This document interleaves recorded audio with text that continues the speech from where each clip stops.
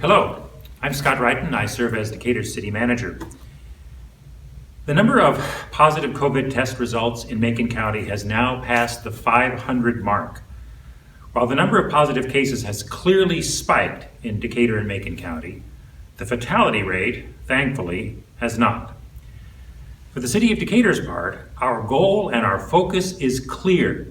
Keep businesses open, strong, and successful while protecting the population's public health. Some other counties in central Illinois have already been placed on warning status because of high infection numbers. And if these counties cannot keep their infection numbers down, they risk returning to phase 3, which means that restaurants and bars are back to curbside service only, that some retail locations would have to close, that entertainment and video gaming is shut down again, and most personal service businesses are curtailed. Yesterday, the White House notified Illinois that its statewide numbers may warrant a warning as well. Macon County has not been issued a warning, and we all need to band together to keep that from happening. If there is a general shutdown order issued, it will not come from the City of Decatur. It will come from the state of Illinois. We want to take steps to prevent this. That is why the Decatur City Council enacted an ordinance last Monday evening requiring that establishments selling and serving food and beverages must comply with basic table spacing, employee use of masks, social distancing, and frequent cleaning, or risk the loss of their licenses and their permits. Please understand, no one in city government wants to revoke any licenses, but we must deal firmly with those establishments that are intent on flagrantly and openly violating the simplest of common sense virus prevention guidelines, because it only requires a few unrepentant local hotspots to increase the spread of the virus throughout the entire county. By requiring observance of just a few simple rules in the most likely places where the virus can spread, we can keep Macon County in phase 4 status. That means keeping our businesses open and making all of our lives a little happier. To be honest, I don't know for certain exactly how effective masks are in this fight, but I respect all of my fellow Decatorites enough to play it safe. If I can keep businesses open by wearing a simple mask and using social distancing techniques, it seems a pretty minor inconvenience. So how about you? It bears repeating that the mayor and city council members are very thankful for the majority of citizens who know that this safety-first strategy is the best way to protect the physical and economic health of our community.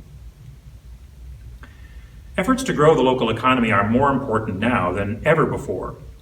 So while the city continues its efforts to attract new businesses to Decatur and help the existing ones we have grow, we realize that growing small businesses is especially important to improving the economic vitality of the region, because small businesses are a larger and larger part of the overall productivity of our country.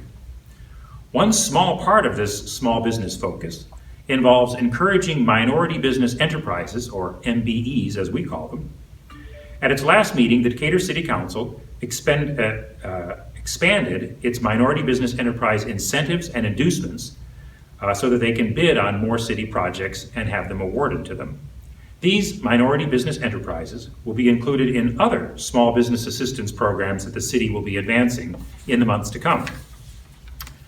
Also at the last City Council meeting, the Mayor and Council took actions that will improve the ring of fire stations that are strategically located around the outer edges of our city. We finished a new station number 5 earlier this year, located just north of the Target store.